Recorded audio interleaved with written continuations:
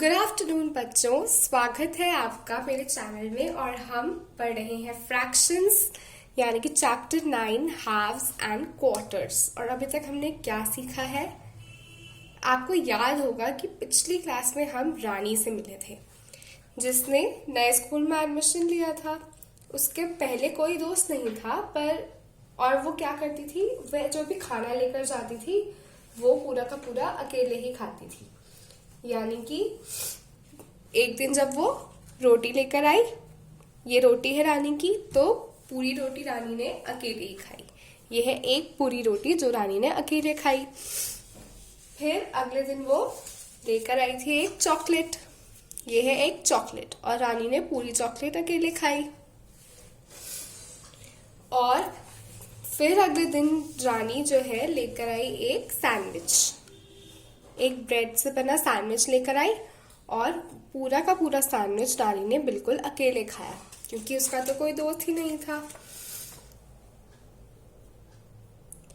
फिर क्या हुआ था? फिर सुमन रानी की दोस्त बनी थी और क्या किया था?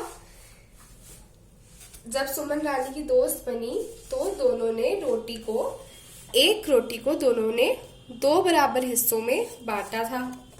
यानी कि जब हमने रोटी को 2 बराबर हिस्सों में बांटा तो हो गया ये आधा और ये भी आधा।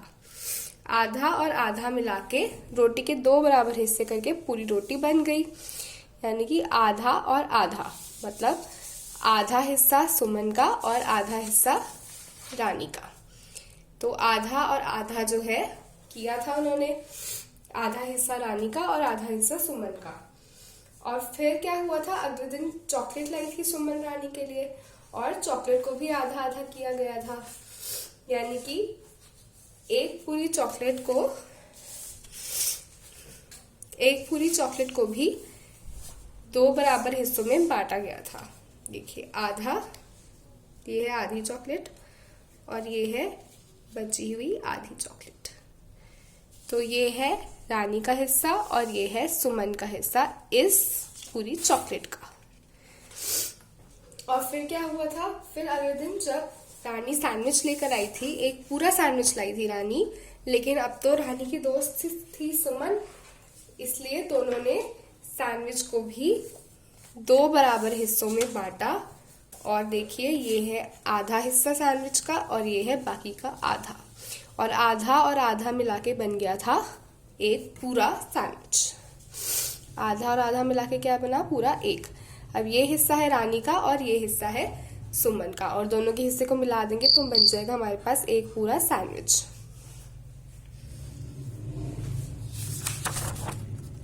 तो बताइए बच्चों कि सुमन को, अगर ये सुमन का हिस्सा है, अभी सिर्फ सुमन के हिस्से की बात कर रहे हैं हम, बताइए हमने पिछली क्लास में जाना था कि हम इसे संख्या के रूप में, यानी कि फ्रैक्शन को हम फ्रैक्शन क्या होता है? एक नंबर होता है, तो हम इसे, और ये नंबर कैसा है? और ये वाला फ्रैक्शन है, फ्रैक्शन मतलब जो कि कोई ऐसा नंबर जो कि पूरा नहीं है, जो कि होल नंबर नहीं है, यानी कि पूरा 1 नहीं है, पूरा 2 नहीं है, पूरा 3 नहीं है। देखिए क्या ये पूरा 1 है? नहीं, ये तो 1 से कम है।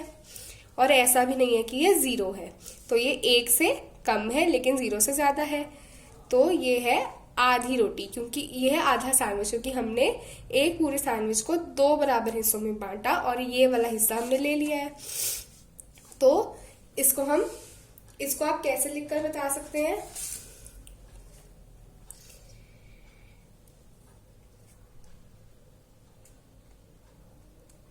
तो बताइए कि आधे सैंडविच को हम संख्या के रूप में कैसे लिख सकते हैं?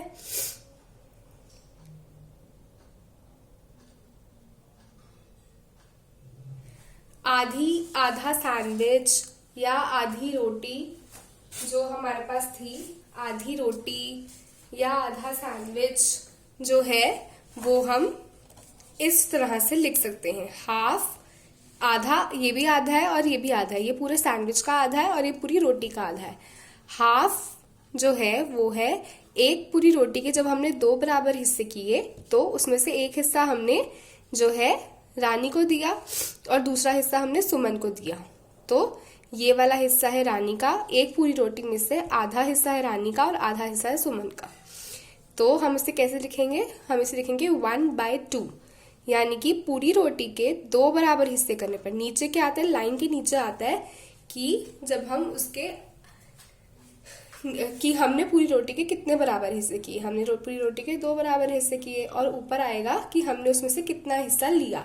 अब रानी को कितना हिस्सा मिला, एक ही हिस्सा मिला उसमें से, और सुमन को भी कितना मिला, एक ही मिला। तो सुमन को कितनी रोटी मिली, सुमन को मिली 1/2, यानी कि हाफ रोटी, 1/2 पूरी रोटी का, यानी कि उसे रोटी को 2 बराबर हिस्सों में बांटने पर उसका एक हिस्सा मिला।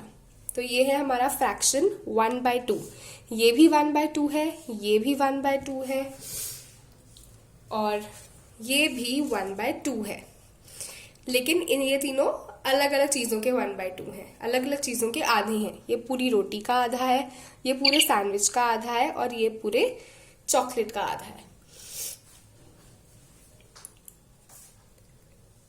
तो बच्चों,